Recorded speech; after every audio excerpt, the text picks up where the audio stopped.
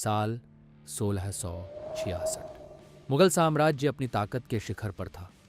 हिंदुस्तान की धरती पर एक बादशाह का हुक्म चलता था, औरंगजेब। उसके पास विशाल सेना थी, असीम धन था, अनगिनत किले थे।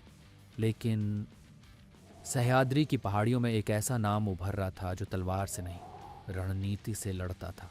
वह नाम था छत्रपति शिवाजी महाराज। 1666 में ये पर्वत पुत्र आगरा पहुंचा, दुश्मन के दरबार में। कहानी यहीं से शुरू होती है, जहां एक साम्राज्य ने सोचा उसने शेर को कैद कर लिया है, लेकिन शेर ने साबित किया रणनीति हमेशा ताकत से बड़ी होती है।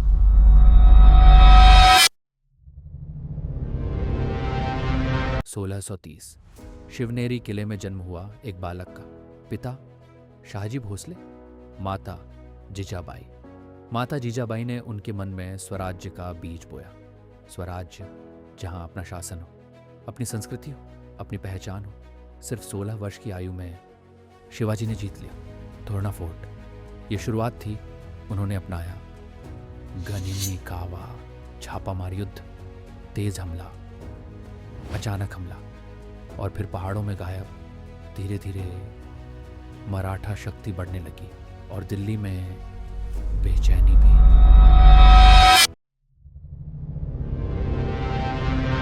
बीजापुर ने भेजा अपना सबसे खतरनाक सेनापति अफजल खान। उसने शिवाजी को चुनौती दी। जंगल में मुलाकात तय हुई, लेकिन शिवाजी जानते थे ये छल है। उन्होंने कवच पहना, भागनक छुपाया। जैसे ही अफजल खान ने वार किया, शिवाजी ने पलटवार किया।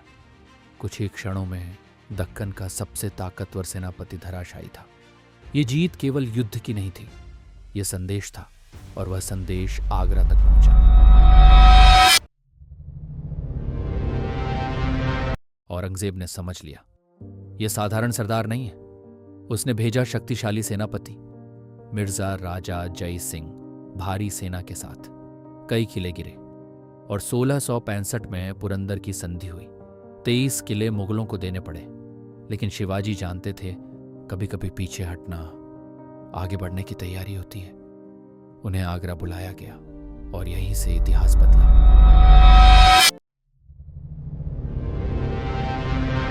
मई 1666 शिवाजी अपने पुत्र संभाजी महाराज के साथ आगरा पहुंचे। दरबार भव्य था, लेकिन सम्मान नहीं। उन्हें पीछे खड़ा किया गया, निम्न पद के सरदारों के साथ। यह सीधा अपमान था। शिवाजी ने दरबार में ही विरोध किया। औरंगजेब क्रोधित हो गया, आदेश दिया, नजर बंद करो। चारों ओर पहरा, हर कदम पर निगरानी। मुगल साम्राज्य को लगा अब शेर पिंजरे में है, लेकिन असली खेल अभी शुरू हुआ था।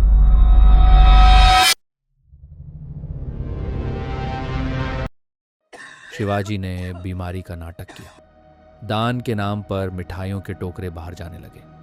पहले जांच हुई, फिर कम हुई, फिर बंद हो गई, और एक दिन टोकरे में मिठाई नहीं थी। शिवाजी थे, संभाजी पहले ही सुरक्षित बाहर भेजे जा चुके थे। पहरेदारों ने टोकरों को निकलने दिया। जब तक सच्चाई सामने आई, शिवाजी बहुत दूर निकल चुके थे। औरंगजेब अपमानित था, पूरा साम्राज्य स्तब्ध था। एक कैदी साम्राज्य को धोखा देकर निकल गया। यह इतिहास की सबसे साहसी रणनीति थी।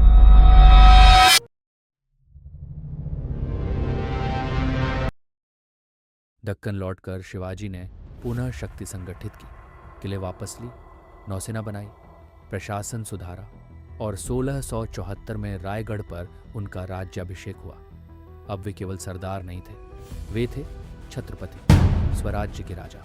औरंगजेब ने जीवन के अंतिम वर्ष दक्कन में बिताए, लेकिन मराठा शक्ति को कभी समाप्त नहीं कर पाया।